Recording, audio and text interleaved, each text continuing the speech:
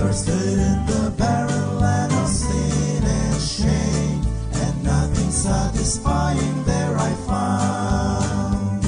But to the blessed cross of Christ one day I came, where springs of living water did abound. Drinking at the springs of living water, now am my soul is satisfied. Drinking at the springs of living water, oh wonderful and bountiful supply.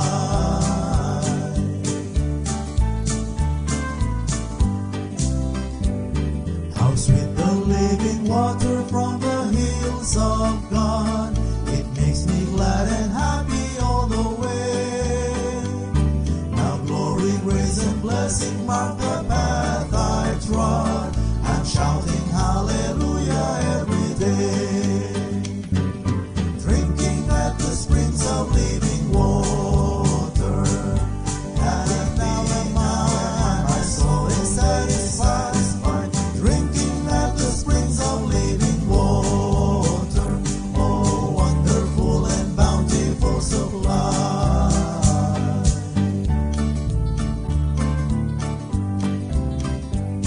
Oh sinner, won't you come today to Calvary? A fountain there is flowing deep and wide. The Savior now invites you to the water free, where thirsty spirits can be satisfied.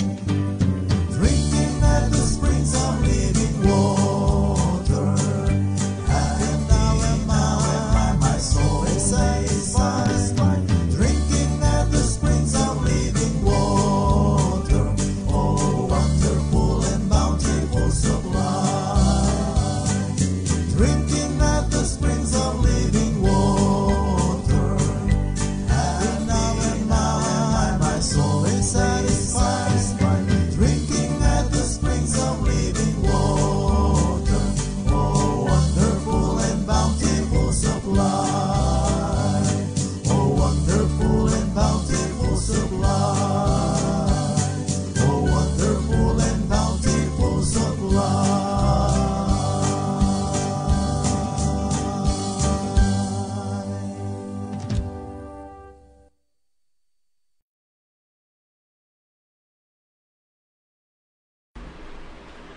Magandang gabi po sa inyong lahat. Ito pong muli ang inyong lingkod, Evangelist Fernando de Vega, para sa ating pong Feasting on the Divine Verses Online Ministry. Ako po ay nagpapasalamat at nagpupuri sa Panginoon. Ako po'y nasurpresa ngayong araw na ito sapagkat ako po ay nadalaw po ng pamilya de la Peña, kasama po ang mga kapatid po natin, ang pamilya C. At talagang excited po sila na makita-kita. Sila po ang ilan sa pamilya na talagang masasabi po natin na nabe-bless sa ministeryong ito. Kaya nagpapasalamat po tayo sa butihing pastor, ang ating pong mahal na Bishop Bonard Sandaya, sapagkat talagang sa sobrang excitement po nila, nagpaalam pa po sila upang makadalaw po dito sa inyong lingkod. Kaya sobrang nakaka-encourage at shout out na rin po para sa People's Baptist Church. Ano po? At ngayong gabi ito, I know na tayo po ay muling pagpapalain ng Panginoon. At umaasa po ako na handang-handa po ang ating puso para po sa ating pong gawain ngayong gabi. Sa ating pong magiging pagsisimula, nais po nating batiin ang ating pong mga birthday celebrants. Ayan. Bahagi po ng ating pong gawain ay ang pagbati po sa ilan sa mga birthday celebrants po natin. Nung nakaraan po, marami po ang mga nag-celebrate at dahil po sa medyo busy po ang inyong lingkod, medyo kinailangan po na tayo'y mag-premiere. Ano po? So, but I praise the Lord sapagkat hindi po naging hadlang yung ating pong naging setup. Kaya sa mga nag-birthday po, kasama na po ang aking anak. So, kayo po ay aking taus-pusong binabati at talagang naniniwala po ako ng Panginoon po ang siyang magpapalang patuloy sa bawat isa po sa atin. Maging ang campus, nagpapasalamat tayo sa Diyos sapagkat anniversary po kahapon ni Alden at Yaya Debs. Happy anniversary po kay Deacon Rene at gayon din naman kay Ate Debbie. So patuloy na ipinapanalangin namin ang kasiyahan at pagpapala po sa inyong pamilya. Para sa mga birthday celebrants exactly today, nais nating batiin po ang aking maganda at ang aking pong mahal na atin, walang iba kundi si Ate Wena Cerilia. Happy birthday po para kay Sister Wena Cerilia. Ganon din po, nais nating batiin ang isa po sa aking BFF, walang iba kundi si Sister Christy Eligio. Happy birthday, Ate Christy. Batiin po natin si Ma'am Melissa Medina. Happy birthday po, Ma'am. Talagang naniniwala po ako na kayo po ay patuloy na pagpapalain po ng Panginoon. And I would like to greet also si Bebeng Kagilgan. Happy birthday po kay Bebeng Kagilgan.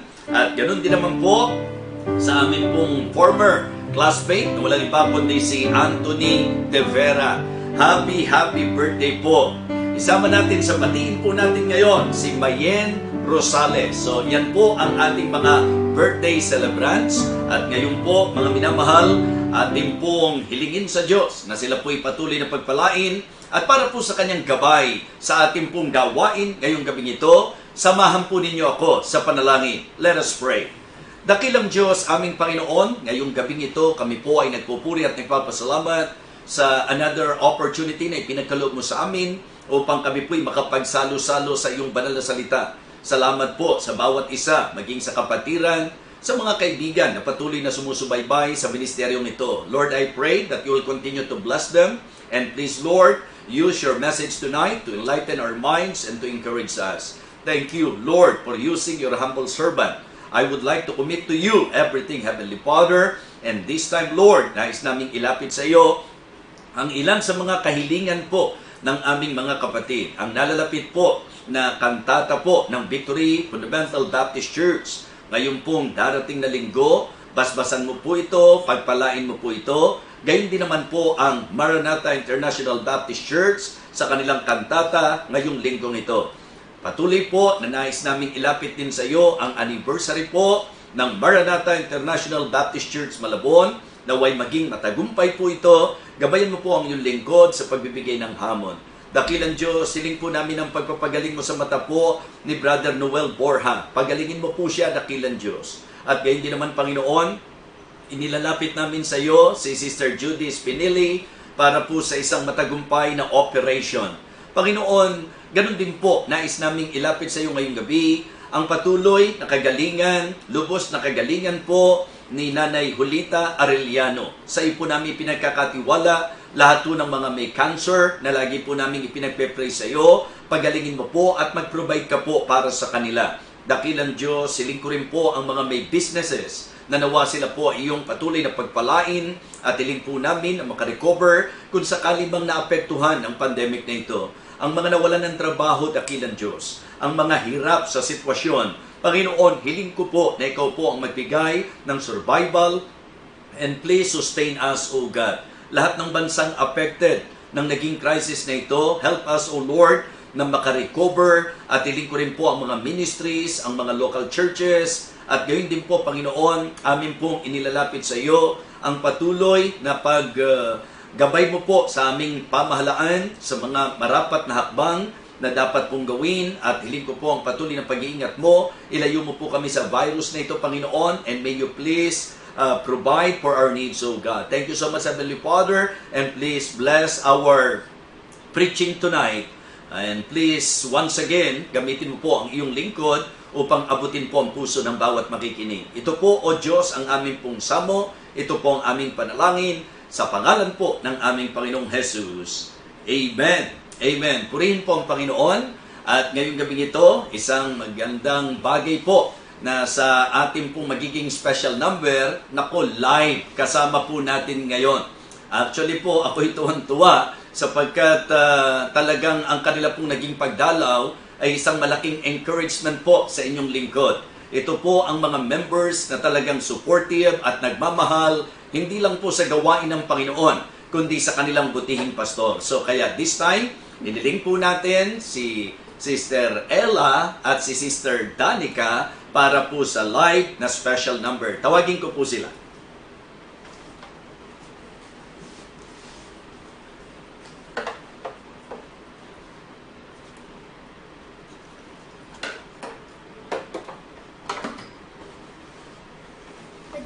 Sa ating lahat, nagpapasalamat po ako sa ating Panginoon na makaawit po ulit kami at shoutout rin po sa aming pinakamamahal na Bishop Bonner Chandaya.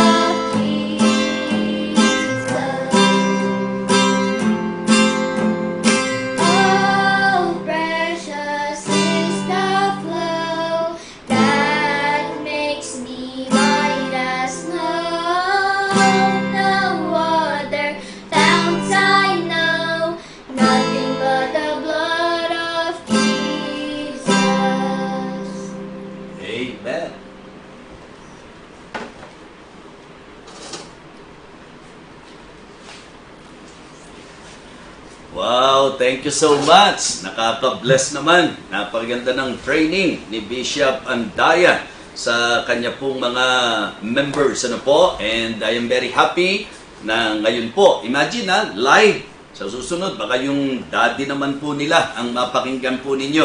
So, abangan nyo po yon sa Feasting on the Divine Verses. Okay, this time, dadako na po tayo sa ating pong message sapagkat alam ko po na ang excitement natin, higit sa lahat, ay ang makapakinig ng salita ng Panginoon. At ngayon po, mga minamahal, let me request all of you to please open your Bible in the book of Matthew, Matthew chapter 2. Sa season na ito, posible po na mabasa po natin ang mga passage, magamit po nating text, ang mga passages na masasabing may kinalaman po sa kung ano po yung season natin po ngayon. In fact, maganda po yung message po nung awit, ano po? Nothing but the blood of Jesus. Sapagkat kung pag-aaralan po natin, ang Panginoong Jesus ay nagkatawang tao upang magtigis po ng dugo. Siya po ay bumaba sa lupa, nagkatawang tao upang magtigis ng dugo at upang tayo po ay mahugasan sa ating pong mga kasalanan. So this time, let me request, once again, ano po, bawat isa po sa atin, please open your Bible in the book of Matthew chapter 2. Beginning verse number 1. Now when Jesus was born in Bethlehem of Judea in the days of Herod the king, behold, there came wise men from the east to Jerusalem, saying, Where is he that is born King of the Jews? For we have seen his star in the east, and are come to worship him. When Herod the king had heard these things, he was troubled, and all Jerusalem with him. And when he had gathered all the chief priests and scribes of the people together, he demanded of them where Christ should be born.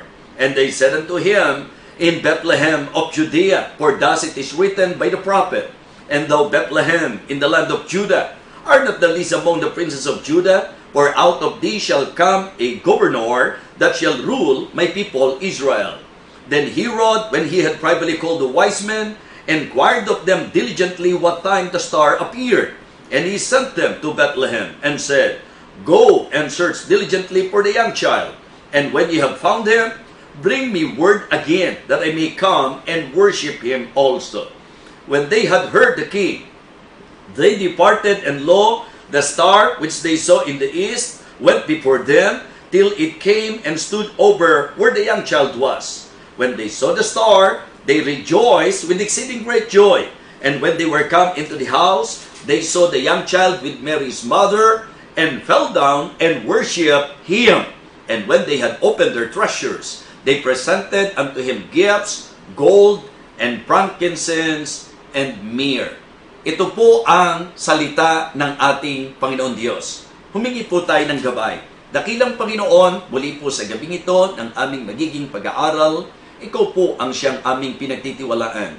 Nawa dakilang Diyos, kami po ay iyong uling tanglawan, iyong pong pagpalain, at ang iyong lingkod ay iyong pong gawaran ng iyong kapangyarihan upang magawa po ang pagbabahagi nito ng iyong salita, not in the power of the flesh, but in the power of the Spirit.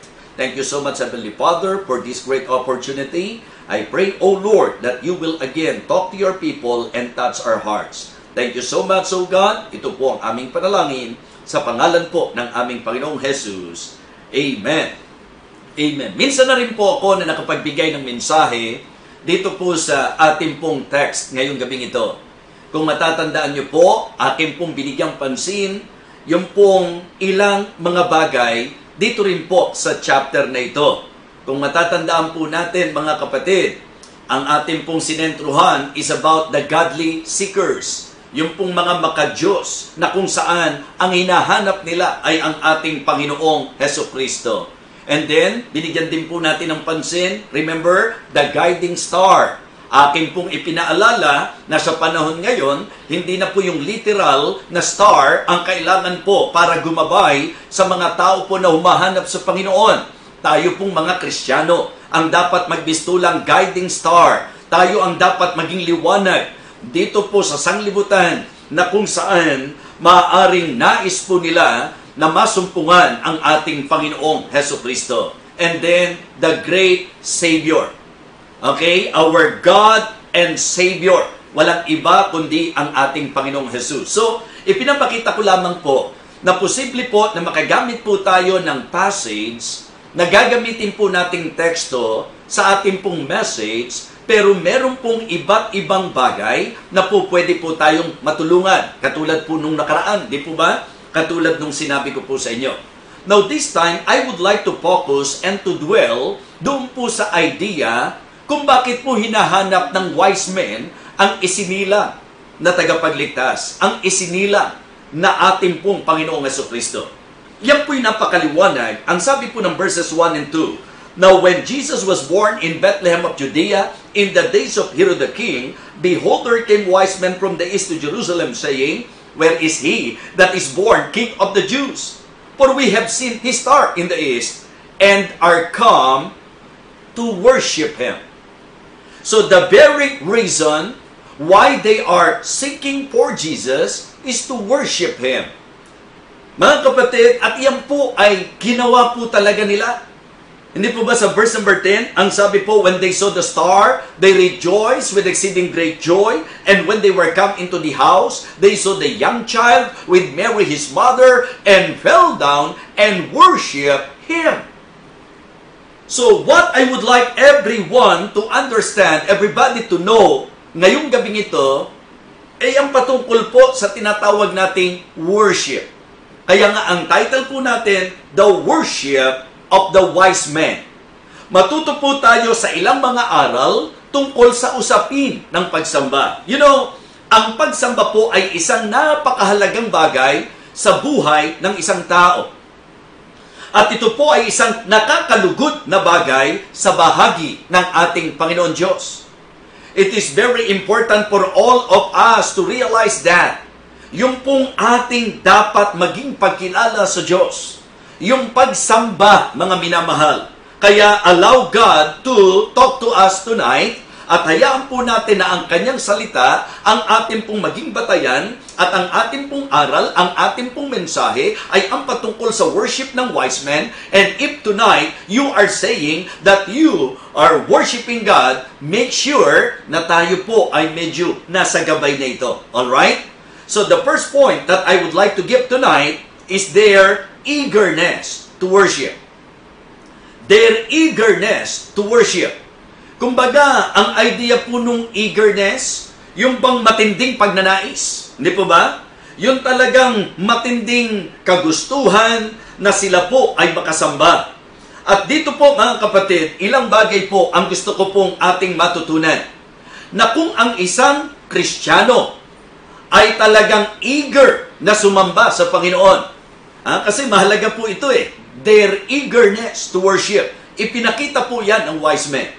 Pagka ang isang tao po, ang isang Kristiyano, ay meron pong eagerness na makasamba sa Panginoon, alam niyo po ba na ang distansya ay hindi problema? Distance is not a problem doon po sa mga eager na sumamba sa Panginoon.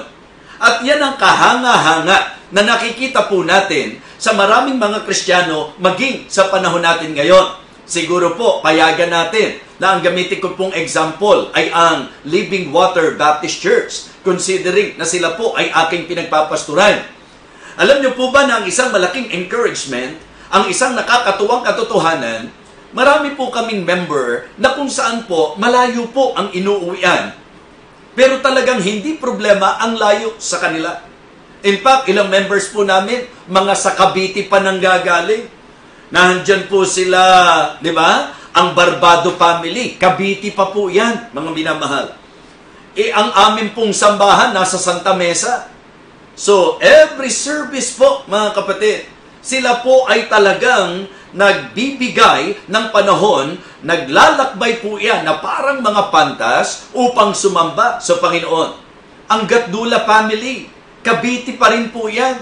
Ganon din po sila Nanay Luz. Mga taga-Cavite po yan, mga kapatid. Sila Atimaan, ang layo po ng inuuwian. Pero talagang sa isang eager na makasamba sa Diyos, distance is not a problem. Alam nyo, naiisip ko nga, di ba, ang isang tao, kapag ka po talaga may pagpapahalaga, kapag ka po may pagmamahal, ang sabi po nila, malayo man at malapit din, pilit ko ring mararating. Hindi po problema ang distansya. Hindi po problema ang distansya para kay Preacher Lyndon na mula sa Malolos, bibiyahe po at ang matindi rito, isa pa sa napakaaga kapag ka po tayo ay nag-worship. So yung pong eagerness to worship, I believe, isang magandang bagay na makita sa mga Kristiyano. Ito po, kung natatandaan nyo po, di ba, sila Preacher Rodel, imagine po kung gaano kalayo ang distansya po para talagang makasamba. Kailangan nilang umakyat ng isang floor para makasamba po sa atin. Sapagkat kung tayo po'y nasa 4th floor, sila po ay nasa 2nd floor ba o 3rd floor. Di po ba? So mga kapatid, mga minamahal, what I would like to point out is that ito pong wise men, because of their eagerness to worship the Lord, wala pong problema sa kanila kahit maglalakbay po sila ng napakalayo, mga minamahal. Kaya nga hindi issue ang distansya sa mananampalataya na eager na sumamba sa Panginoon. Alam niyo po, ang ating pong laging dapat matandaan, dahil Kristiyano po tayo, kaya kung totoong na-saved na po tayo, kailangan po natin talaga na makita ang kahalagahan ng pagsamba.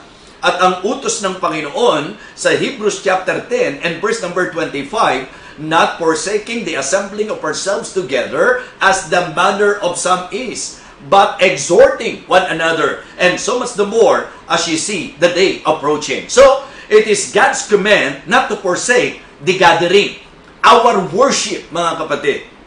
Ang mga mananampalataya sa Bible, yung mga totoong naligtas, sila po ay nanatiling matibay at nagpatuloy.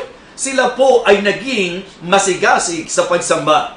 Mga kapatid, ang ating pong tinatalakay sa worship ng wise men, number 1 is their eagerness to worship. So pagka-eager sumamba, distance is not a problem. Second, difficulties are not a problem. Difficulty is not a problem. Yung pong hirap, di ba? Yung pong pagod. Kapag ka po ating pinag-usapan mga kapatid, ang hirap, hindi dapat idinadahilan yan. Ang hirap naman, di po ba? Hindi po pwede. Ito pong mga ito, meron pong effort na ibinigay sila at bibigyan ko po ng pansin yan sa ating pong ikalawang puntos. But my point tonight is that if you are really eager to worship the Lord, distance is not a problem. Difficulty is not a problem. Even danger is not a problem. Pagka po naiisip ko yung mga ministeryo po sa ibang bansa, yung mga underground na gawain po, lalo na po sa mga hindi po malayang bansa, para po makapagkanda ng worship service, ng gathering para sa Panginoon. Pero nag-underground po sila. Yung po bang idea na po pwedeng manghulugan po ng kanilang buhay? Kaya nga sabi ko po, ito ay medyo rebuking sa kalagayan po ng marami dito po sa ating bansa, na ang bansa po natin ay pinagpala na may kalayaang sumamba, na kung saan po ang problema naman, yung pong mga malalayang sumamba, talagang wala pong panahon para sumamba. Samantalang yung mga Kristiyano sa ibang bansa na hindi po pinapahintulutan ang pananambahan, ang pagtitipon, pero sila po, mga kapatid, kahit mga hulugan ng buhay para sa kanila, kahit masapanganib po sila, hindi po sila mapipigilan. Mga kapatid, pag pinag-usapan ng eagerness, dyan po lumalabas na hindi magiging problema ang distansya, hindi magiging problema ang difficulty, at hindi rin po magiging problema ang danger. Ngayon po, bagamat meron po tayong masasabi po nating pagsunod sa ginagawa po ng ating pamahalaan bilang pangangalaga at pag-iingat sa atin, dapat maintindihan nyo po na talagang doon sa mga posible na makasamba, kahit naman sa anong sitwasyon, talagang may danger, di po ba? Pero natutuwa ako. Nung minsan nga po, ang sabi ko, doon po sa sistema natin ngayon, na may certain lang po, yung percentage na po pwede lang pong magtipon, mga kapatid. So sabi ko, baka pagka ini-open natin sa mga mananampalataya, mga mananampalataya, lahat willing mag-giveaway. Kami na po ang mag-giveaway. Bayaan na po natin yung iba ang dumalo. So, yung bang magiging mapagbigay sa ganung larangan.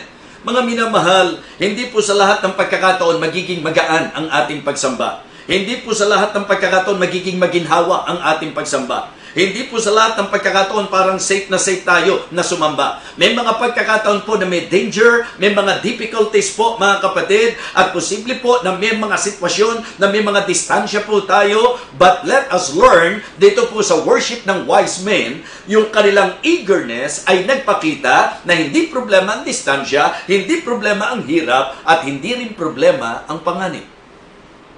Their eagerness to worship. Ikalawa po, their effort. Because they are very eager to worship Jesus, ipinakita po ito ng kanilang effort. Di ba? So ano-ano po mga kasama? Effort, time, effort. Ibig sabihin, nagbigay talaga sila ng oras. Siyempre, pag ikaw magbibiyahe, alam nyo, kami po, lalo na kapag ka Wednesday, sasabihin ko po ito sa inyo para maalaman ninyo. In fact, yung mga taga-Victory, na napapasyal po dito sa amin, nung maalaman nilang kami po'y nakatira dito sa Fairview. Fairview. Yan po ang aming tinitirahan, Fairview, sa Quezon City. So, alam nyo po yung pong mga taga-Victory, naiisip nila yung lalakbayin ko para po doon sa pagmiministeryo. Diba? Ang layo po talaga. Samahan pa natin ng traffic. Hindi po ba? Heavy traffic. Yan po ang isa sa masasabi nating difficulty. Pagka po Wednesday prayer meeting, sa mga taga Santa Mesa, sa totoo lang po, natatapos tayo ng 8:30 o before 9, nakakarating po kami ng almost 12 midnight dito po sa bahay. Alam niyo po yung sitwasyon. So, meron pong time effort. Meron pong travel effort. Ano po? At meron din po, sa usapan ng pagsamba, may halaga rin po yan. Diba? May treasure effort po yan. Makikita nyo po na sila'y naglakbay, sila po'y nagbigay ng panahon, at sila po ay naghandog at nag-alay. So, dito po ang gusto kong ipakita, sa usapan po ng worship, may effort po tayo na dapat ibigay. So, wag po tayong mag-worship dahil sa ito po ay conveniente. Di po ba? Wag ho ang ating maging pagsamba ay depende sa kung maluwag sa atin. Alam nyo, hindi po bagay sa mga Kristiyano yung kapag ka may service, aatin ka ba sa linggo, kapatid? Sige, pag hindi ako busy. Siguro kapag ka may time. Di ba? Lalo naman pong hindi maganda na worship day, Sunday po, meron akong ibang appointment. So, yun po, mga minamahal, ay nagpapakita ng kawalan ng eagerness. Kinakailangan po, kung ang pag-uusapan natin worship, mga kapatid, magandang tayo po'y matuto. Imagine po ito, ang sabi po mga kapatid, sa verse number 2, saying, "Where is he that is born King of the Jews? For we have seen a star in the east, and are come to worship him," mga minamahal. Talagang naglakbay. At ang sabi po ng Bible, mga kapatid, talagang yung panahon, yung pong paglalakbay, at maging yung pong treasure. Ano po? So ito po ay kanilang naipresent sa Panginoon. Dito naman po papasok na sa usapan po ng worship, it is also good na makita natin ang kahalagahan ng expression. So una po, the eagerness. Their eagerness to worship. Number 2, na makikita natin sa wise men, sa kanilang pagsamba, their effort. Okay? And then, thirdly, their expression. Simple message, but I believe very important. For us to somehow have an evaluation. How is our worship life?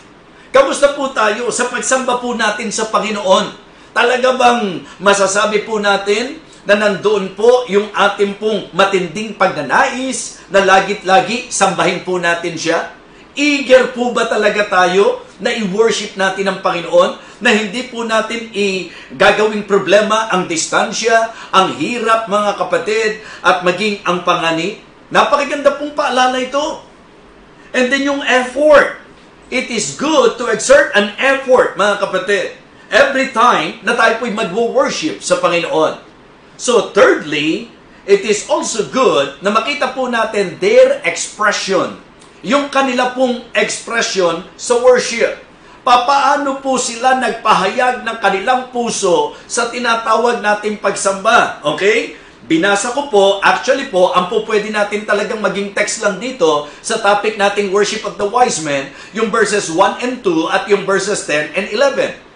But for the sake of, di ba, yung kabuuan ng story, binasa po nating lahat. So sa verse number 10, pansinin po ninyo, ang unang makikita po natin, their gladness. Diba? Yung kanila pong katuwaan. I remember the psalmist when he said, in Psalm chapter 122 and verse number 1, I was glad when they said unto me, let us go into the house of the Lord. Diba? So tayo po'y pumaroon sa bahay ng Panginoon. Ano po ang ating pong emphasis? Ako'y nagalak ng kanilang sabihin sa akin, tayo'y pumaroon sa bahay ng Panginoon. So ganito rin po ba ang taglay po nating puso? Ganito rin po ba tayo mag-express, mga kapatid? O tayo po ay maibibilang doon sa mga nagsasabing Kristiyano, pero para pong itinuturing na burden ang worship? So it is not right. It is not good. It is not godly for a claiming believer, professing believer, na sa ating pong pagsamba, parang nabibigatan tayo, mga kapatid. Dapat nandoon yung excitement. Dapat nandoon yung tinatawag nating enjoyment. Dapat mga kapatid, makita, maramdaman yung gladness. I was glad when they said unto me. Kapag ka wala po tayong gladness, mga kapatid, pagka hindi na po masaya sa atin ang pagsamba, naniniwala po ako na may problema po dyan. Sapagkat ang marapat po, mga kapatid, na maging expression natin. Nandoon po yung joy, nandoon po yung happiness, nandoon po yung gladness every time nasasamba tayo sa Panginoon. Ang sabi po ng verse number 10 ng Matthew chapter 2, when they saw the star, they rejoice with exceeding great joy. Mga kapatid, nung nakita yung star, mga kapatid, ang sabi po ng Bible, they rejoice with exceeding great joy. Ano po ang gusto ko pong ipunto sa bawat isa po sa atin? Ano po ang dahilan kung bakit sila nagalak?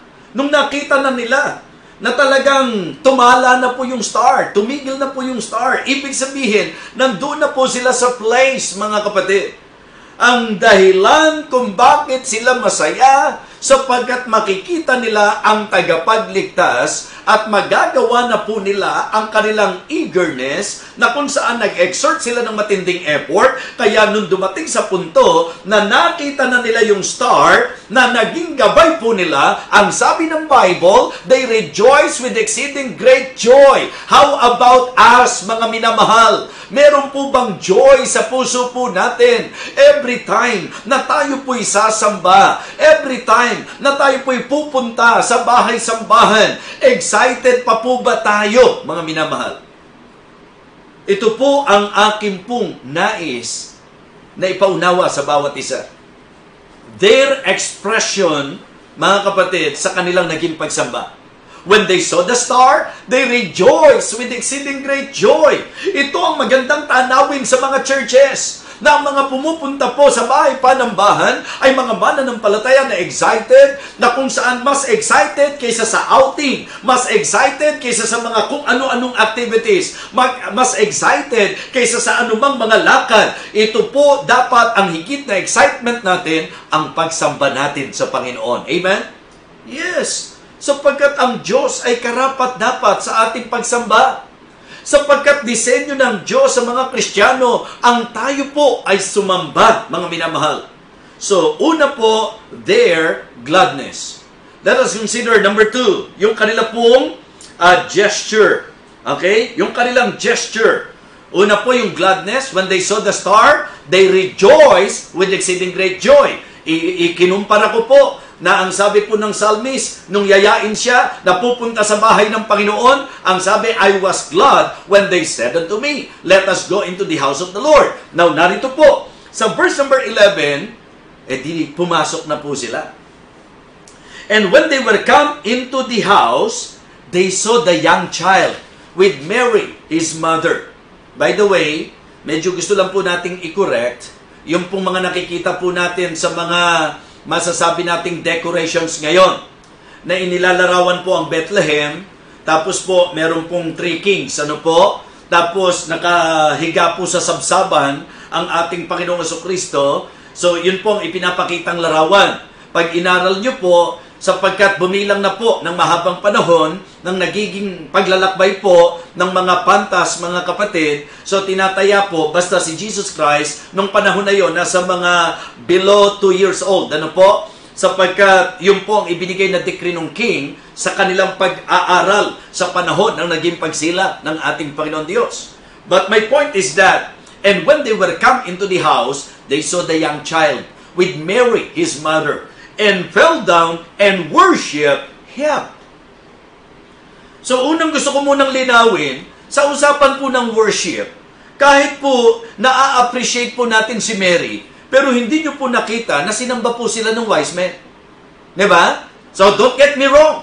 Lagi kong sinasabi sa inyo, we should appreciate Mary, sapagkat very instrumental po siya sa naging pagsilang ng ating Panginoon.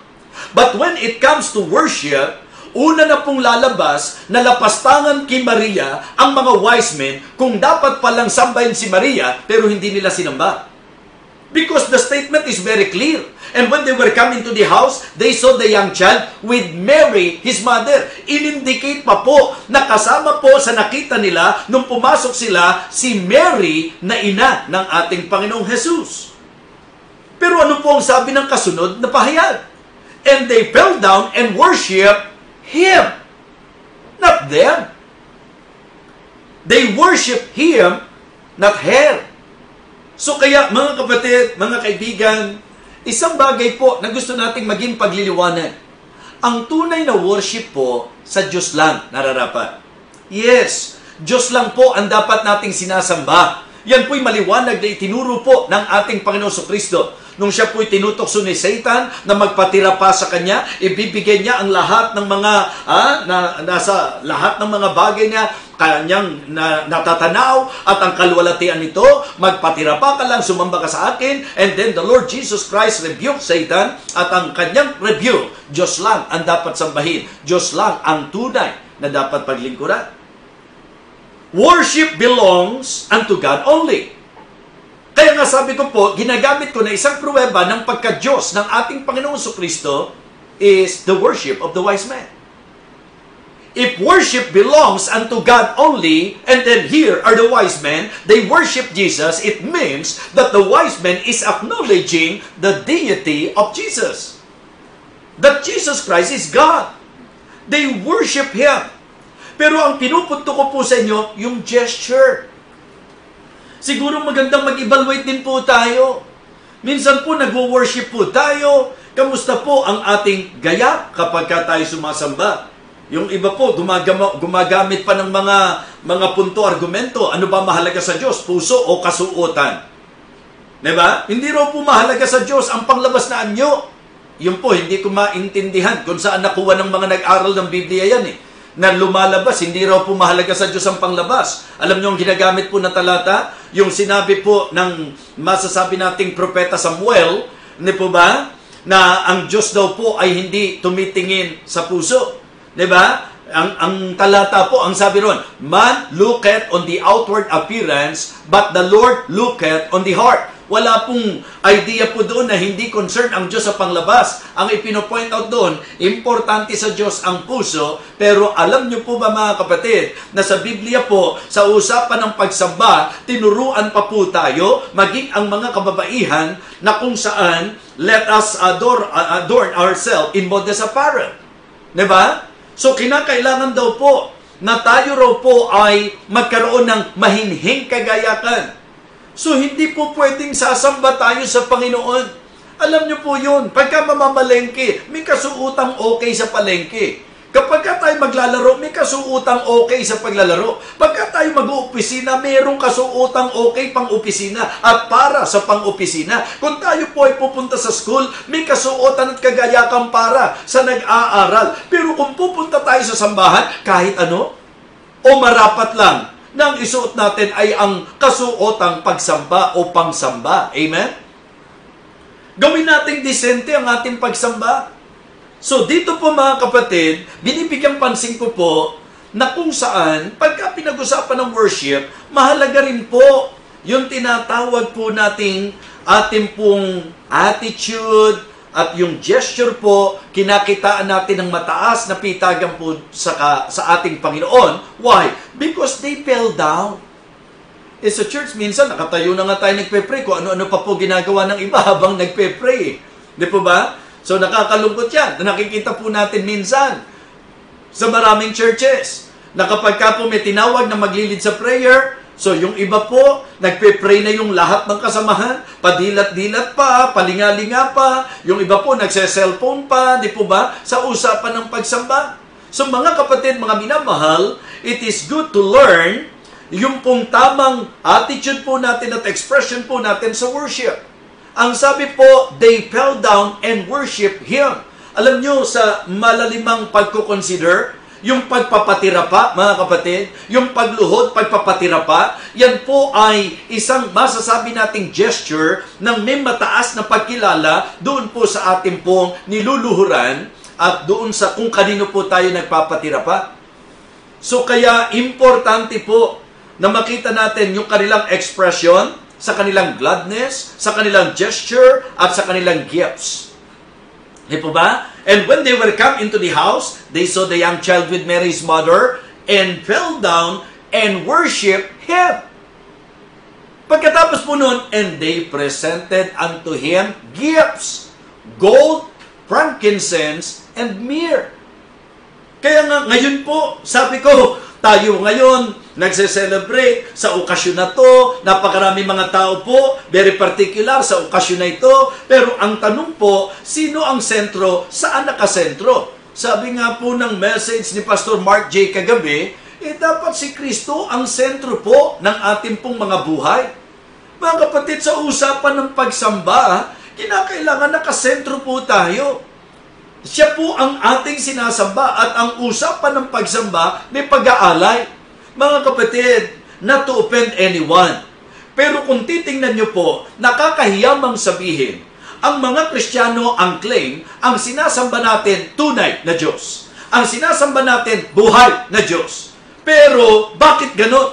Yung mga sumasamba sa hindi tunay, yung mga sumasamba sa hindi buhay, talagang kung titingnan nyo po, napakatindi po nila. May mga alay, may mga handog sila. Tapos tayo, tunay at buhay ang Diyos na ating pong sinasamba. Wala po tayong ipinepresent sa Kanya.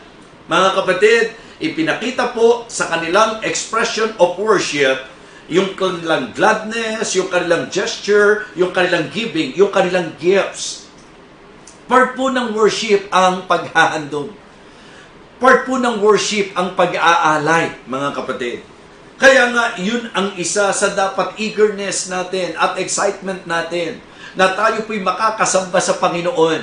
Kaya nga, ngayon pong gabing ito, kasi ang typical po, pagka ganito yung season, laging ang concept natin tungkol sa Christmas, di ba? Tungkol sa kapanganakan ng Panginoon. Ngayon po, kinuha natin itong passage na ito na ang medyo sinilip natin ay yung pong worship ng wise men. So pagkat nung nabalitaan po nila na ipinanganak ang ating Panginoong Jesucristo, ayon po sa kanilang kaalaman, sapagkat sila po ay talagang mga seekers, talagang nag-exert po sila ng effort, makikita nyo po their eagerness to worship, yung kanilang effort, mga kapatid, at yung kanilang naging expression. At ngayong gabing ito, I believe, malaking pakinabang kung tayo po ay magkakaroon ng honest heart para i-evaluate po natin at kung may makita po tayo na problema sa ating pong pagsamba, ang magandang attitude po, ituwid natin, itama natin sa harapan ng Panginoon, because I believe one of the most important thing sa buhay natin bilang Kristiyano ay ang buhay pagsamba natin sa Diyos, sapagkat yan po ang purpose kung bakit nandito po tayo sa lupa, to worship God, to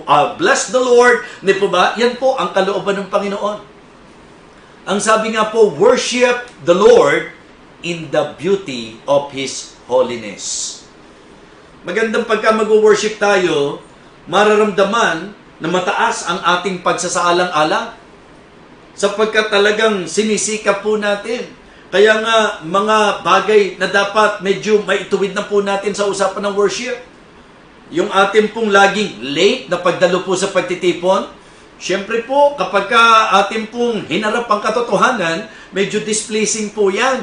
Diba? I believe, hindi po nagpapakita ng mataas na pitagan sa Diyos na kapag sumamba tayo, very shallow ang treatment natin. Let us give weight sa ating pong ginagawang pagsamba. What I mean to say, pahalagahan po natin, iparamdam natin sa Diyos na ang taas-taas ng tingin natin sa Kanya, ipakita natin sa Kanya na tayo po ay eager talaga na mag-worship. Hindi problema ang distansya, hindi problema mga kapatid, yung pong difficulty, hindi problema yung danger, at sa effort natin mga kapatid, nandyan ang time effort, nandyan po ang travel effort, nandyan po ang treasures, yung effort natin to present treasure. And then, as we express our heart, our worship to Him, ang maramdaman po sa atin at ang mabigyang pansin po ay yung pong kagalakan, our gladness, our gesture, and our gifts. Yan po ang magandang mga matutunan po natin sa worship ng mga pantas. Kung yan pong worship na yan ay worship ng mga pantas, ang tanong ko po sa inyo ngayong gabi, may kukonsider ba na ang klase ng pagsamba mo ay pagsamba na katulad ng mga pantas? Ngayong sandaling ito, I hope and I pray na natuto po tayo sa ating mensahe. Again, the worship of the wise men. Their eagerness to worship, their effort to worship, and their expression sa kanila pong pagsamba sa Panginoon. Ang sabi po ng Bible, and when they were come into the house, they saw the young child with Mary his mother and fell down and worshiped Him. And they they opened their treasures and presented unto them gifts, gold, frankincense, and myrrh. Siguro po, ang magiging blessing sa message na ito ay ang maituwid po natin ang ating buhay, pagsamba sa ating Panginoon.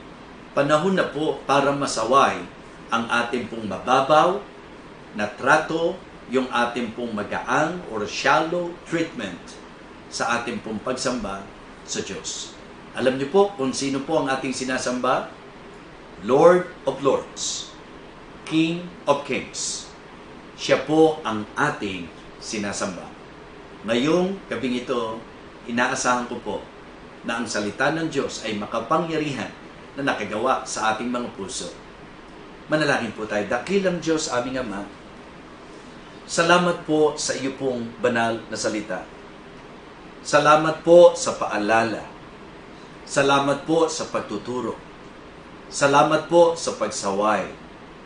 Panginoon, hiling po namin na sa mensaheng ito na aming napakinggan, magkaroon po kami ng kalaguan sa larangan po ng aming buhay pagsamba.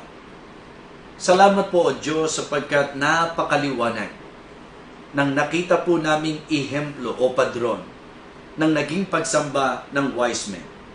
At ngayong sandaling ito, O Diyos, patawarin mo po kami sa aming mga naging pagkukulang, lalo na po sa mga panahong naging mababaw ang aming pagtrato sa pagsamba. Ngayong gabing ito, kami po'y pinagpala na nakita po namin ang kahalagahan ng pagsambang tuwid at tama sa iyo pong harapan. Dakilang Diyos, pinupuri ka namin at dinadakila. Sa pangalan po ng aming Panginoong Jesus, ito pong aming panalangin. Amen. Amen.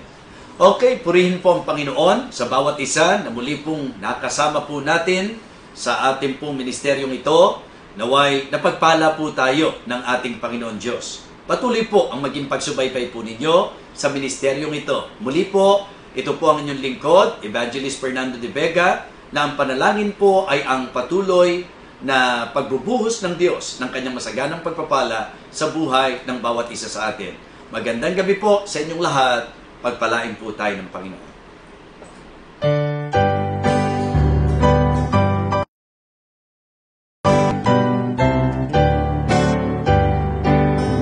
I heard an old story, how a Savior came from glory, how He gave His life on Calvary to save a wretch like me.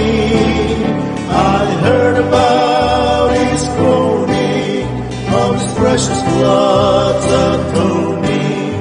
Then I repented of my sins and won the victory. Oh, victory in Jesus, my Savior forever. He sought me and bought me with His redeeming blood. He loved me ere I knew Him, and all my love is to Him.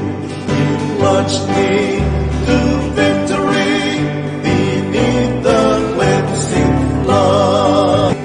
I heard about a mansion He has built for me in glory, and I heard about the streets of gold beyond the crystal sea, about the angels singing and the old redemption story, and songs midday I'll sing up there, the song of victory.